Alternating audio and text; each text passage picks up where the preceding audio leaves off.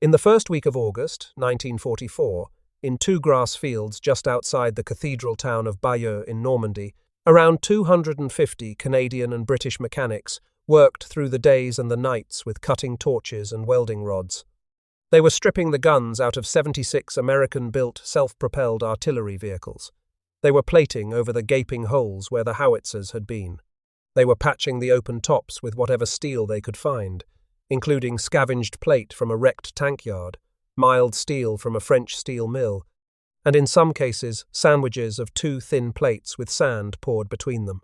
They had 3 days to finish. The deadline was a night attack south of Caen that would change the way armies moved infantry into battle forever. There was no fanfare for these vehicles. They were not even given a proper name at first. The men in the workshop called them defrocked priests, because the donor vehicles had been called priests, and the gun, the priest's vestment, had been stripped away. The official codename of the workshop, Kangaroo, eventually attached itself to the vehicles themselves, because someone in the project, by one account, a major named Pointer, said that the infantry would ride inside them like joeys in a mother's pouch. The vehicles that rolled out of those Bayeux fields on the 6th of August 1944 were ugly. They were improvised. They were almost certainly the most important armoured fighting vehicles produced anywhere in the Western Alliance during the Normandy campaign.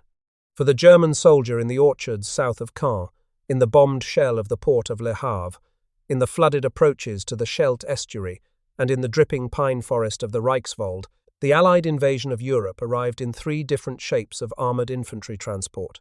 He saw the American M3 half-track, a tall, open-topped, half-wheeled, half-tracked battlefield taxi, ubiquitous and lightly armoured.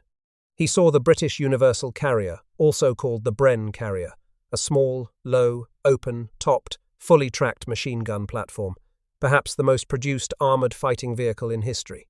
And from August onwards, increasingly often, he saw the Canadian Kangaroo, a turretless tank built on the chassis of a medium tank, fully tracked, heavily armoured, and large enough to swallow an entire infantry section. These 3 vehicles all carried infantry forward.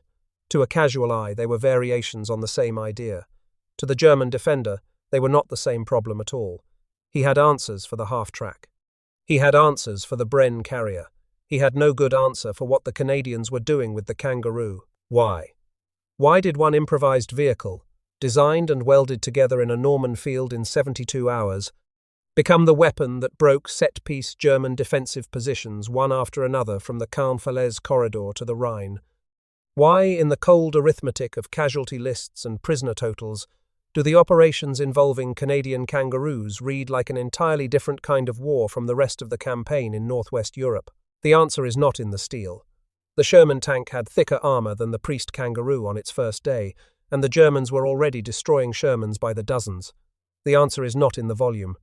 There were never more than around 200 Kangaroos in service across 2 regiments at any one time, against tens of thousands of half-tracks and well over 100,000 universal carriers. The answer is not in some legend of supermen. The men inside the Kangaroos were ordinary infantrymen from ordinary Canadian and British battalions. The answer is in the doctrine. Specifically, it is in a single sentence written by a Canadian Lieutenant General named Guy Simonds on the 2nd of August 1944, in a covering letter to his divisional commanders.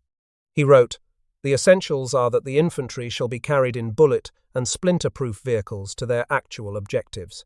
To their actual objectives. Not to a forming-up place a half-mile behind, not to a dismount line 200 yards short of the enemy wire, to the objective itself, to the trench, to the pillbox, to the hedgebank where the German machine gun was firing." That sentence, written in a hurry on a typewriter in a field headquarters, is the doctrinal birth certificate of the modern armoured personnel carrier. And the German army, the most professionally schooled army in the world in 1944, had no plan for it. To understand the asymmetry, one must first set aside what the modern reader thinks the words half-track and personnel carrier mean. Today, in any modern army, an infantry section moves into combat in a fully tracked, heavily armoured, fully enclosed vehicle that travels at the same speed as the tanks alongside it, and that can absorb most direct fire from light and medium weapons. That vehicle did not exist before the summer of 1944. The American M3 half-track and the British Universal Carrier looked, on a parade ground, like ancestors of the modern infantry fighting vehicle. They were not. They were something fundamentally different. The American M3 half-track was standardized in 1940 and went into mass production at the White Motor Company, the Autocar Company, and Diamond T. By the end of the war, around 53,000 vehicles of the M3 family had been built.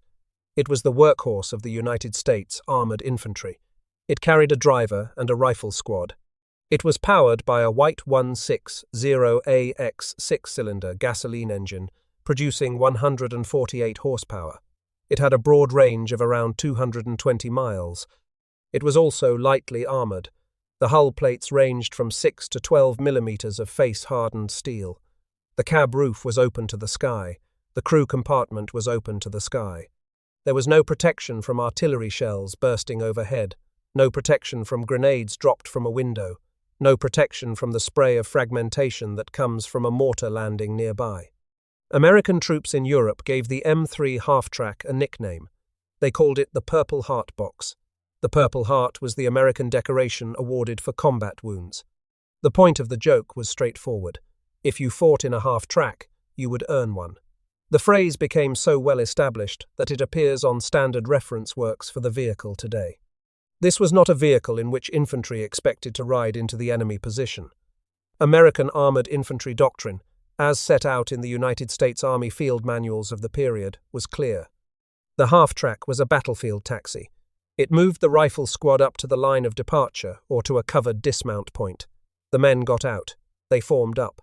They went forward on foot, on their boots, supported by the half-track's pintle-mounted 50 caliber machine gun firing over their heads. To send a rifle squad into a defended position while still inside an open-topped 12mm vehicle was, in American doctrine, simply not done. Even the official report of General Omar Bradley, while calling the half-track a competent and dependable contrivance, did not pretend that it was an assault vehicle. It was not. The British Universal Carrier was a different kind of compromise. It descended from the Carden-Lloyd tankettes of the 1920s and entered widespread production in 1934. By 1945, around 113,000 had been built in factories in Britain, Canada, Australia, New Zealand, and the United States. It is, by some measures, the most produced armoured fighting vehicle in history. But the Bren Carrier, as the troops universally called it, was tiny. It weighed under 4 tons. Its armour was 7 to 10 millimeters of riveted plate. It was open-topped. It carried a crew of 3+, in some configurations, 1 or 2 passengers. Its primary armament was a single Bren light machine gun. In a British infantry battalion in 1943, the war establishment included 33 Bren carriers in the carrier platoon and across the battalion's support arms. The carrier was used for moving the Vickers machine gun teams, the 3-inch mortars, the anti-tank weapons, the company runners, the wounded, the rations. Some subvariants carried the Wasp flamethrower or the Piat anti-tank weapon. The carrier was not, in the official British infantry manual, an assault troop transport. It was a fire-power transport. The crew dismounted to fight. The vehicle pulled back. The carrier supported the attack from the rear or from a flank. It was never expected to drive infantry into the German front line. It is significant that the German army itself, when it captured Bren carriers in France in 1940 and in the desert later on, did not press them into service as assault vehicles. The Wehrmacht used captured Bren carriers for reconnaissance, for towing anti-tank guns, for hauling supplies. They knew, because they were professional soldiers, what such a vehicle was for. It was useful. It was not feared. So, in the summer of 1944, the Western Allies arrived in Normandy with 2 armoured infantry transports, one American and one British and Commonwealth. Both were lightly armoured. Both were open-topped. Both were doctrinally taxis. Neither was designed to drive a section of infantry up to a hedgerow full of German paratroopers and let them out at arm's length from the enemy. This is the empty space that Guy Simonds filled. To understand why the Kangaroo was different, you must understand the man who ordered it built. Guy Granville Simonds was born in Bury St Edmunds in England in April 1903, the son of a British Army officer. The family immigrated to Victoria in British Columbia in 1911.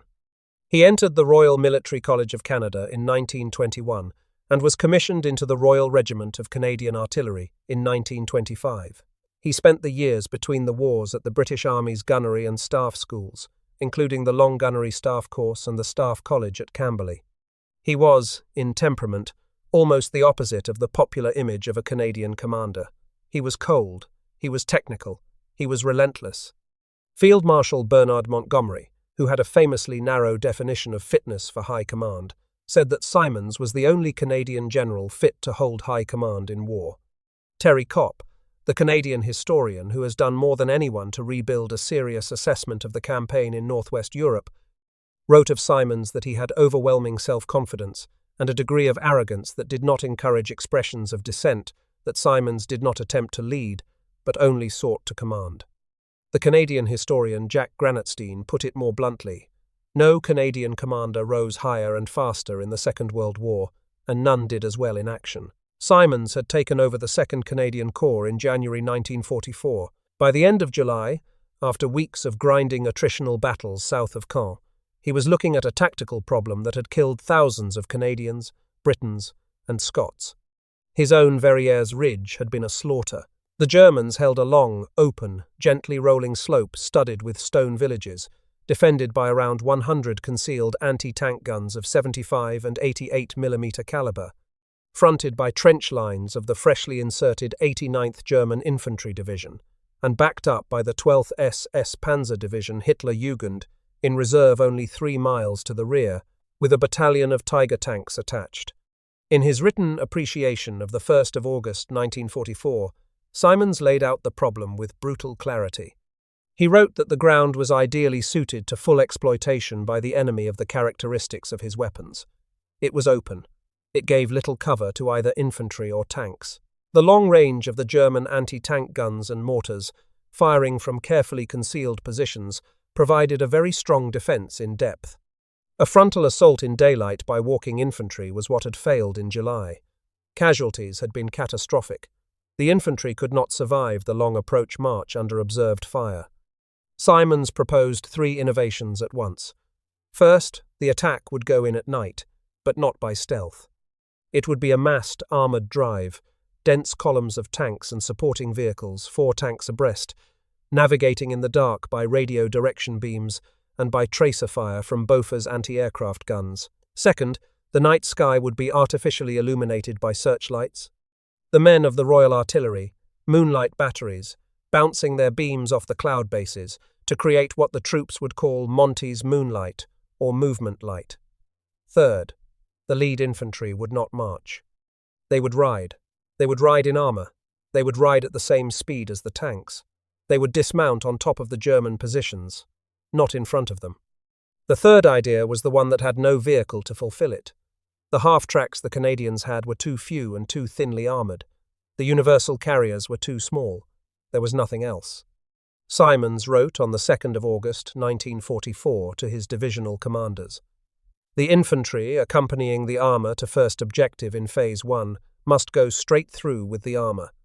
Arrangements have been made for about 30 stripped Priest's chassis to be available to each of the infantry divisions operating in Phase 1 for this purpose. The essentials are that the infantry shall be carried in bullet and splinter-proof vehicles to their actual objectives. The key word in that order was actual.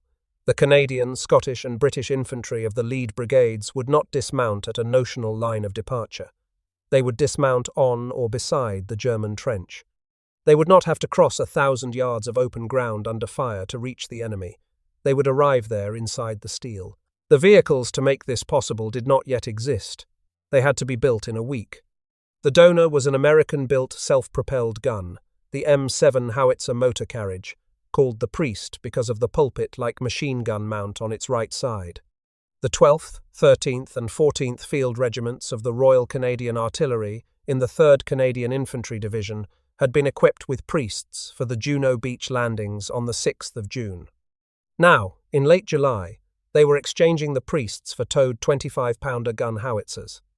The Priests were on loan from the United States Army and had to be returned. Simonds asked permission to convert them first. American sanction came on the 2nd of August. By that night, an advanced workshop detachment had been set up in 2 grass fields in the rear maintenance area near Bayeux. The code name of the workshop was Kangaroo.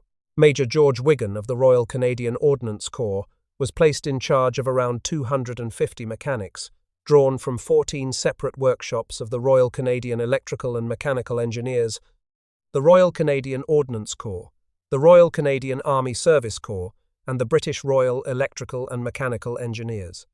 Their job was to take a self-propelled artillery vehicle, strip its 105mm howitzer, strip the ammunition stowage, strip the gun crew seats, plate over the gun aperture, install bench seats, and turn the box into a section-sized fighting compartment. The trouble was that there was not enough armour plate available. The teams scrounged plate from a wrecked tank yard near Bayeux. They negotiated with a French steel mill. They cut salvaged plate from German vehicles, knocked out in the bocage. Where they had only thin plate, they sandwiched 2 layers and poured sand in between, an old expedient learned in earlier campaigns.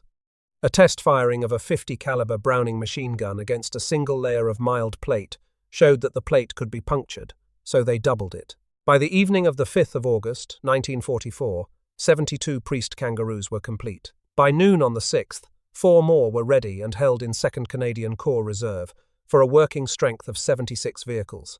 The conversion had taken 3 days. That night, the 7th of August, the brand new Kangaroos rolled out of their concentration areas and joined the great armoured columns assembling for Operation Totalize. Phase 1 of Operation Totalize crossed its start line at 23:30 hours on the 7th of August, 1944.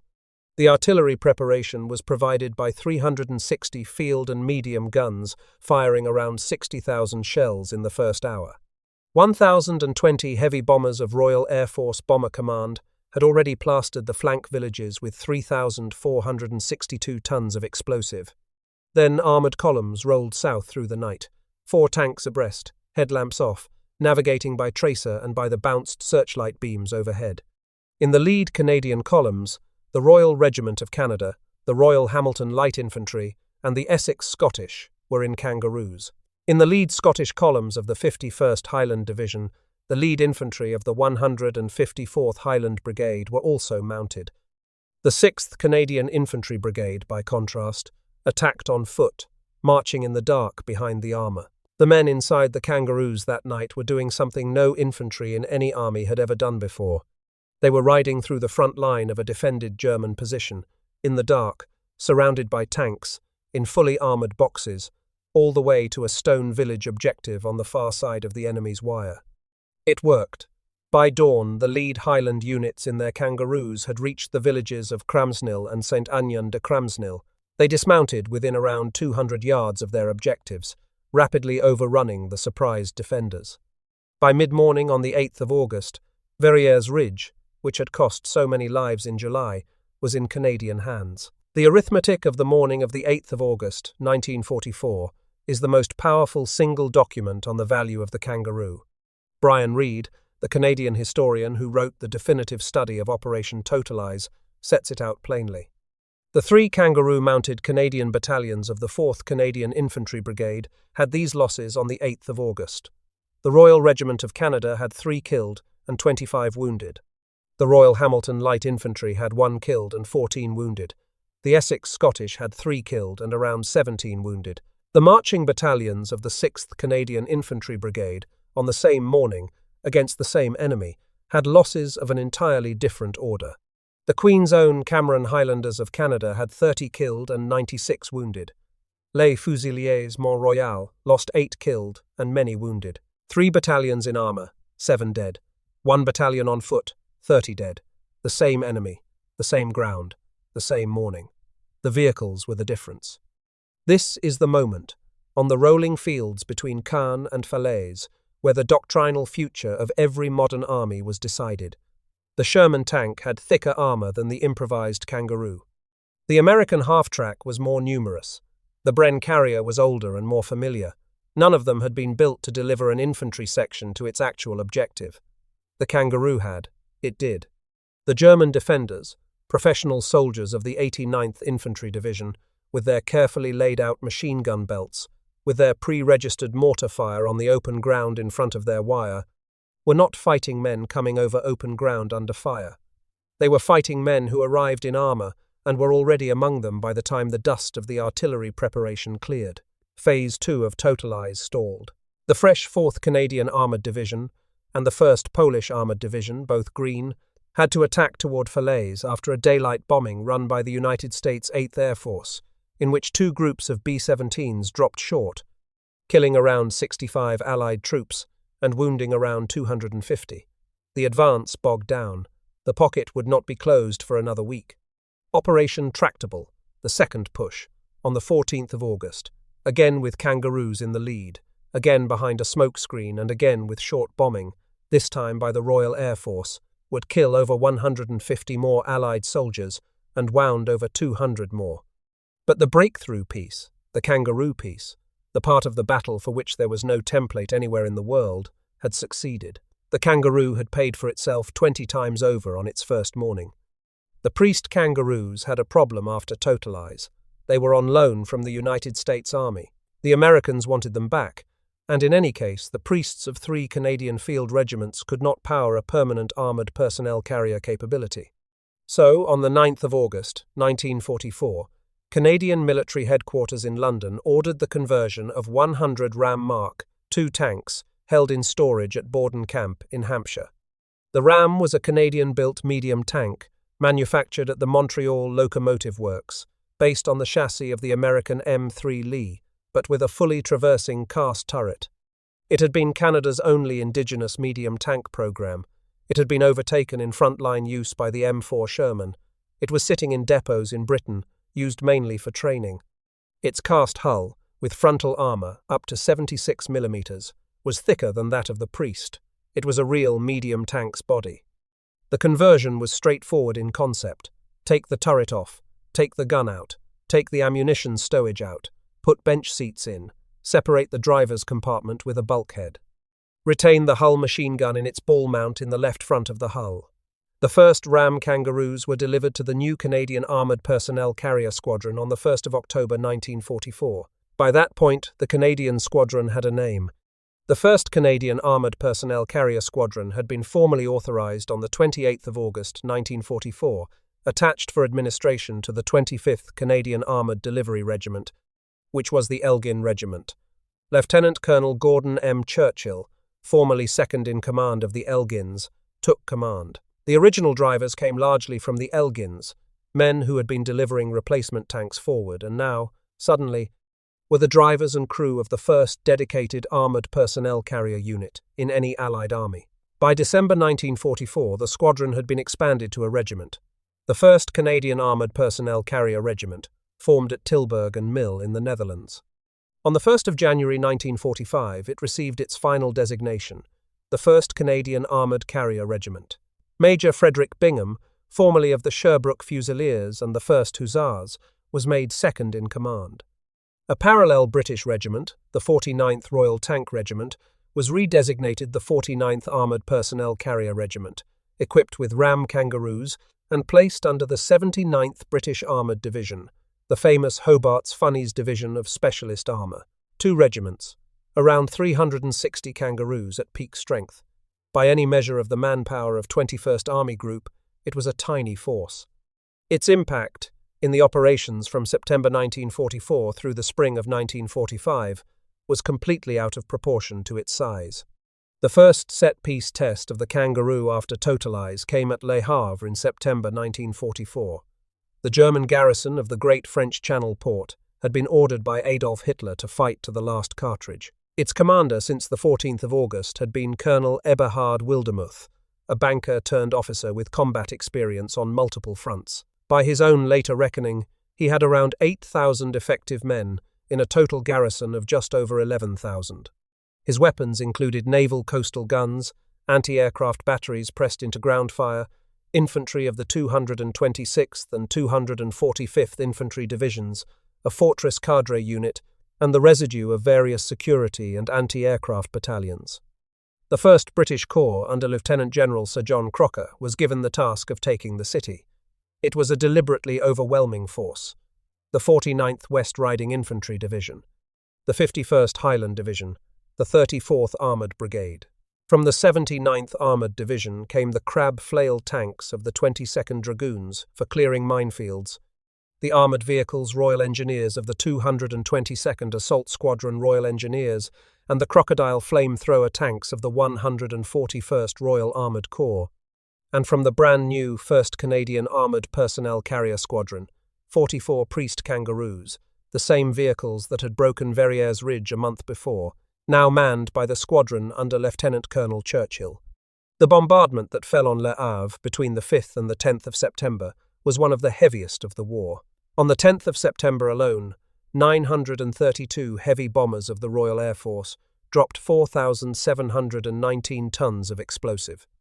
The battleship Warspite and the monitor Erebus added the heaviest naval gunfire from the sea. It must be said honestly that this preliminary bombardment killed around 2,000 French civilians, while killing perhaps 19 Germans in the air phase. This is part of the historical record of Le Havre, and it should be remembered. The civilians of Le Havre paid a price that has never been fully reckoned in any Allied account of the campaign. The ground assault began at 17:45 hours on the 10th of September. By 11:45 hours on the 12th of September, Wildermuth had surrendered. The fortress had fallen in less than 2 days. The arithmetic, again, is the part that must be heard. The Canadian official historian, Charles Stacey, records 11,302 German prisoners taken by the 1st British Corps, against 388 casualties of all kinds among the attacking force. The British official historian Lionel Ellis records the same prisoner count against fewer than 500 Allied casualties. 11,000 prisoners, fewer than 400 casualties on the British Corps' books. For a fortified Channel port garrisoned by 11,000 men under orders to die in place, this is a number that does not look like normal war. Crocker, the Corps commander, paid the most directly attributable contemporary tribute to the Kangaroos that survives in the archives. He observed, in a record preserved by Stacey, that the Kangaroos saved many casualties from small arms, and especially enemy harassing fire. Note what is being said. They saved many casualties from small arms. They saved many casualties from enemy harassing fire. That is the doctrinal point made flesh in numbers. The 49th West Riding Division and the 51st Highland Division did not have to walk through the rubble of bombed Le Havre to get to the German strongpoints. They rode there, in armour. They got out of the armour at the strong point. They did the close work. They did not bleed to death on the long approach. Through the autumn of 1944, the Kangaroos were used in operation after operation. The Canadian First Army cleared the Channel ports of Boulogne and Calais, and reduced the German positions on the approaches to Antwerp in the long, terrible Battle of the Scheldt in October and November. In the deepest floodwaters of the Scheldt, the Kangaroos could not operate. Those waters belonged to the amphibious Buffalo and Terrapin tracked vehicles. But on the firmer ground and along the dike approaches, the Kangaroos carried the assault waves of the Canadian and Scottish infantry forward into the German fortified positions. In December 1944, the operational picture shifted. The 1st Canadian Armoured Personnel Carrier Regiment and the 49th Armoured Personnel Carrier Regiment were both formally placed under the 79th Armoured Division of Major General Sir Percy Hobart. Hobart's division was the home of every specialised armoured vehicle in 21st Army Group, the Crabs, the Crocodiles, the Armoured Vehicles Royal Engineers, the duplex drive Sherman swimming tanks, the Buffaloes. The Kangaroos joined them as the official armoured personnel carrier capability of the entire 21st Army Group. The defining test came on the 8th of February 1945, when the largest set-piece offensive of 1st Canadian Army's war was launched into the dark, dripping pine forest of the Reichswald. Operation Veritable was the northern arm of a planned double envelopment of the German positions on the west bank of the Rhine. 1st Canadian Army under General Henry Crerar, reinforced by the British 30th Corps under Lieutenant General Sir Brian Horrocks, attacked on a narrow front with 7 divisions abreast. The opening barrage was the heaviest fired by any British force since El Alamein, 1,034 guns. 1,200 Royal Air Force heavy and medium bombers struck Cleve and Gotch on the night of the 7th of February. But within hours of the start, the plan began to come apart in the mud. The thaw, combined with the artillery preparation, had churned the fields into a swamp. The leading brigades of the 15th Scottish Division could not get forward. The traffic plan collapsed. The 2 leading Scottish brigades, the 46th and the 227th, were stuck. It was at this moment that the reserve brigade of the 15th Scottish Division, the 44th Lowland Brigade, was brought forward in ram Kangaroos of the 1st Canadian Armoured Personnel Carrier Regiment. With them came a squadron of crab flails for the minefields, a squadron of Grenadier Guards Churchill tanks for fire support, and a squadron of crocodile flame-thrower tanks. The combined force pushed through the bogged-down Scottish brigades and headed for the German anti-tank ditch east of Frasselt. Before dawn on the 9th of February, the 6th King's Own Scottish Borderers, riding in Canadian Kangaroos, began crossing the anti-tank ditch at 06:15 hours. They seized the high ground of the Wolfsburg and the Hingstberg with the support of the Grenadier Guards tanks. Later in the day, the Borderers remounted their Kangaroos and pushed through to the Bresserberg feature, less than half a mile from the city of Cleve. At 1700 hours, they fought off a counterattack by paratroopers of the 7th Parachute Division. The Borderers, in one day, advanced further into Germany than any other unit on the front. They did so because they could move at the speed of armour over ground that was killing the marching infantry. Cleve fell on the 11th of February. The Reichswald was cleared by the 14th. In late February, the second phase of the Rhineland battle, Operation Blockbuster, was launched by Simonds' 2nd Canadian Corps. On the 26th of February, the 6th Brigade of the 2nd Canadian Infantry Division attacked at 04:30 hours in 3 columns, mounted in Kangaroos, and supported by the tanks of the Fort Garry Horse and the Sherbrooke Fusiliers. The objective was the German positions covering the Hochwald Gap, a defile through forested high ground on the road to Wesel and the Rhine. The fighting was brutal. The Hochwald and the Balburger Wald were defended by the German 1st Parachute Army under General Alfred Schlemm, the toughest professional infantry left in the Western Wehrmacht. Even with Kangaroos to bring the assault waves forward, the advance into the Hochwald Gap was measured in hundreds of yards a day. On the night of the 27th and 28th of February, 3 companies of the Lake Superior Regiment, the motor battalion of the 4th Canadian Armoured Brigade, were carried in Kangaroos for an attempted dawn breakthrough into the gap. Soft ground delayed them. The attack went in late, at 04:30 hours instead of 0200, and daylight was already breaking as the Lake Sups debust. 2 of the Kangaroos were knocked out as they crossed enemy trenches. Lake Superior Regiment soldiers died as they came down off the steel. Even when it failed, even in the worst conditions of mud and prepared defence and elite German paratroopers, the Kangaroo got the infantry there. It got them to the trench. It did not get them across in safety. No vehicle could have done that, but it got them there alive enough to fight. The Lake Sups suffered, but they had a chance to fight. Without Kangaroos, they would not have crossed that ground at all that morning. In late March came the crossing of the Rhine. Operation Plunder, the 21st Army Group set peace, on the night of the 23rd and 24th of March, 1945, was the kind of river assault that had been studied at every staff college in the world for decades. The British Second Army crossed at Reiss and Wesel. The 9th Canadian Brigade crossed in support of the 51st Highland Division. The lead infantry of the 51st Highland Division, the 7th Black Watch, the 1st Black Watch, the 7th Argyll and Sutherland Highlanders of the 154th Brigade were carried up to the river crossing assembly areas in ram Kangaroos of the 49th Armoured Personnel Carrier Regiment.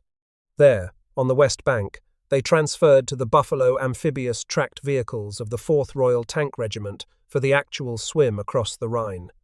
The 1st Canadian Armoured Carrier Regiment crossed shortly after on the 26th of March, becoming the 1st Canadian Armoured Regiment over the Rhine. After the crossing, the Kangaroos went on doing what they had been built to do. They ferried infantry forward over recaptured ground, day after day, town after town, into the closing weeks of the war in Europe.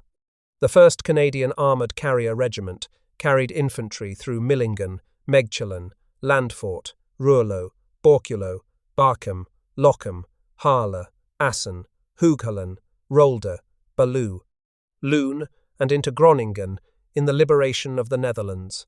The last Canadian Kangaroo lift was made on German soil on the 5th of May 1945, near the city of Oldenburg. The British 7th Armoured Division had ridden into Hamburg in ram Kangaroos 2 days earlier on the 3rd of May. By the time of the formal German surrender, the Kangaroo had carried infantry through every kind of action that mattered in the Western theatre. It had broken Verrières-Rouge. It had reduced Le Havre. It had cracked the Reichswald. It had taken men over the Rhine. When the documents are placed side by side, what becomes clear is that the Kangaroo was not just a different vehicle from the half-track and the Bren Carrier, it was a different kind of weapon. The half-track was a wheeled and tracked compromise, born of the need to keep American armoured infantry up with American tanks at low cost. It was not designed to fight at the objective. The Bren Carrier was the smallest, practical tracked vehicle that an industrial nation could mass produce, born of the need for cheap, distributed firepower across hundreds of small infantry tasks. It was not designed to fight at the objective either. The Kangaroo was. From the first sentence of Simonds' covering letter, on the 2nd of August 1944, it was conceived to deliver the infantry section to its actual objective in armour. Every other consideration, including the destruction of 3 Canadian Field Regiments' guns, including the diversion of 100 ram tanks from training, including the welding marathon at Bayeux, was downstream of that doctrinal idea. It is worth pausing on what the Kangaroo was not. It was not invincible. 2 of them were knocked out at the Hochwald Gap. Mechanical breakdown took 15 of the original 76 Priest Kangaroos out of action between Totalize and Tractable. It was vulnerable to the heaviest German weapons, to the 88mm flak gun, to the long 75 of the Panther and the late model Panzer IV, to a pre-registered mortar concentration in the assembly area. It was not the only thing that mattered in any of the operations in which it was used. Operation Veritable was won by 1,200 bombers and 1,000 guns and 7 divisions of fighting infantry. Operation Astonia at Le Havre was won, above all, by the bombing and the naval gunfire and the courage of the West Riding and Highland infantry once they were dismounted. But what the Kangaroo did, in every operation in which it was used, was the same thing. It compressed the most lethal moment of the infantry battle. It took the long approach, the moment when the rifleman is most exposed, the moment when the German machine gunner does most of his killing, and it removed it. The infantry arrived in armour. They arrived alive. They arrived with their breath and their ammunition and their cohesion intact. They got out where they were supposed to fight, not where they were forced to start. This is why the Wehrmacht, which had a professional answer for almost every Allied weapon by 1944, did not develop an answer for the Kangaroo. The German army knew what to do with an Allied half-track. It shot through it. It dropped grenades into it. It fired mortars into the open compartment. It hit it with anti-tank rifles.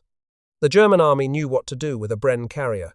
It machine-gunned it from cover and waited for the dismounted crew to come within range. But a Kangaroo, arriving at 15 miles per hour at the line of the German trench, with 76mm of cast frontal armour and a Hull machine gun firing as it came, was not a target the German front-line infantry could deal with quickly. By the time the trench garrison had identified the threat, the infantry section was already dismounting on top of them. The vehicle would back off, the infantry would fight the trench, the supporting tanks of the armoured brigade would close. It was a problem with a doctrinal solution. The German solution: deeper anti-tank gun belts, better killing zones in the depth of the position. But the German army of 1944 and 1945 was being driven backward too fast to develop and propagate that solution. It is also why the surviving testimony from the German side is, on this specific question, quieter than one might expect. The German veterans who wrote memoirs after the war, including Kurt Meyer, the commander of the 12th SS Panzer Division Hitler Jugend, who fought against the Kangaroos at Totalize, did not as a rule write about the Kangaroo by name. They wrote about Allied artillery. They wrote about Allied air power. They wrote about the bombings at Le Havre and Cleve. They did not as a rule single out the Canadian armoured personnel carrier as a particular shock. That silence is, in its own way, the testimony. The Kangaroo did its work so well, and at such close range, that its effect on the German line was felt as the loss of the position itself, not as the arrival of a new weapon. By the time the German company commander knew what had hit him, his trench was being cleared by infantry who had arrived in armour. There was nothing distinct to write about, except the disappearance of his unit. The Allied side, by contrast, was much clearer. Crocker's tribute at Le Havre, that the Kangaroos saved many casualties from small arms, and especially enemy harassing fire, is recorded in the official Canadian history. The arithmetic of the 4th Canadian Brigade against the 6th Canadian Brigade on the 8th of August is recorded. The speed of the 6th King's Own Scottish Borderers' break-in to the Reichswald is recorded. The 11,000 prisoners at Le Havre, against fewer than 500 attacking casualties, is recorded. The story is in the books, in the war diaries, and in the surviving regimental histories. The 1st Canadian Armoured Carrier Regiment was disbanded at 23:59 hours on the 20th of June 1945 at Penheim in occupied Germany. It was the only Canadian regiment of the Second World War formed and disbanded entirely overseas. In its short life, the regiment lost 17 men killed and 71 wounded, while carrying soldiers of 38 British and 20 Canadian infantry regiments into combat. It earned battle honours that read like a roster of the campaign in northwest Europe: Le Havre, Boulogne, 1944, the Rohr, the Rhineland, the Reichswald, Cleve, the Goch-Kalkar Road, Moyland Wood, the Hochwald, Xanten, the Rhine, Groningen, and the campaign honour, Northwest Europe, 1944 to 1945. The 49th Armoured Personnel Carrier Regiment was disbanded shortly after the Canadians. The ram Kangaroos were sold for scrap or transferred to other Commonwealth armies. A handful survive today in museum collections, including at the Canadian War Museum in Ottawa, at the Tank Museum at Bovington in England, and at smaller regimental and battlefield museums in Canada, Britain, and the Netherlands. The Priest Kangaroos that fought at Totalize and Le Havre were returned to the United States Army for scrapping or further conversion. None of the original Bayeux conversions are known to survive intact today. What did survive was the idea. By the late 1940s, every army that took its own infantry seriously was building or commissioning its own fully tracked, heavily armoured personnel carrier. The British produced the FV-432. The Americans produced the M113, which would become the most produced armoured fighting vehicle of the second half of the 20th century.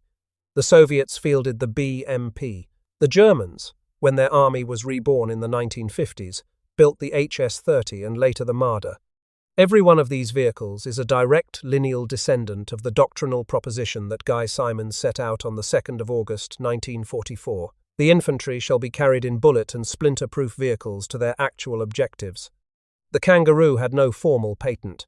The mechanics in the Bayeux fields who first plated over the Priest's gun aperture with scavenged steel never received royalties. The drivers of the Elgin Regiment, who suddenly found themselves in a brand new arm of service, kept no copyright on what they had pioneered. They had simply built, in 72 hours, the vehicle that the doctrine demanded. The doctrine outlived them. Today, in any modern army, when a section of soldiers climbs into the back of an armoured personnel carrier and rides toward an enemy position, expecting to dismount close to the objective with the support of accompanying armour, those soldiers are participants in a way of fighting that did not exist before the summer of 1944. Their grandfathers, in any Allied army of 1943, would have walked the last quarter mile under fire.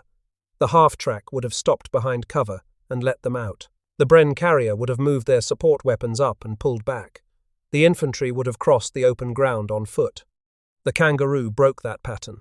The improvised vehicle that came out of 2 grass fields near Bayeux in the first week of August 1944 delivered the first section of soldiers in any army to its actual objective in armour. The doctrinal door it pushed open has never been closed. That, finally, is the answer to why the Germans had a separate problem with the Kangaroo and not with the half-track or the Bren Carrier. The half-track was an American answer to an old question: how do we move a rifle squad faster than a marching pace? The Bren Carrier was a British answer to an even older question: how do we get a Vickers gun and its ammunition forward without exhausting the gunners?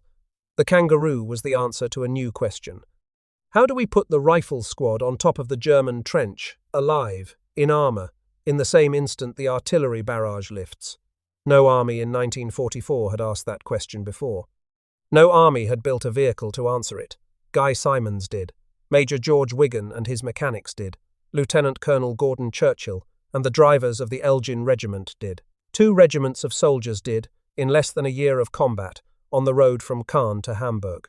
The Germans across the line in those operations did not lose because of any single piece of Allied equipment. They lost for many reasons: exhaustion, attrition, air power, fuel, the simple weight of the Western Alliance. But where they lost their forward positions in a few hours instead of a few days, where they had to surrender fortresses in less than 2 days, where they could not buy time with the lives of attacking infantry in the open, the reason was almost always the same. The Allied infantry had not been forced to walk the last killing yards. They had ridden them. They had ridden them in vehicles that the German army had no answer for, because the doctrine those vehicles served was new in the world. That is what the Canadian Kangaroo did between Bayeux in August 1944 and Oldenburg in May 1945. That is the war that the half-track and the Bren Carrier, for all their numbers and all their virtues, were never built to fight. And that is the doctrinal silence behind the loud arithmetic of Verrières Ridge and Le Havre and the Reichswald and the Rhine, the silence in which a small Canadian regiment with 200-odd vehicles changed how every army in the world would carry its infantry into battle from that day to this.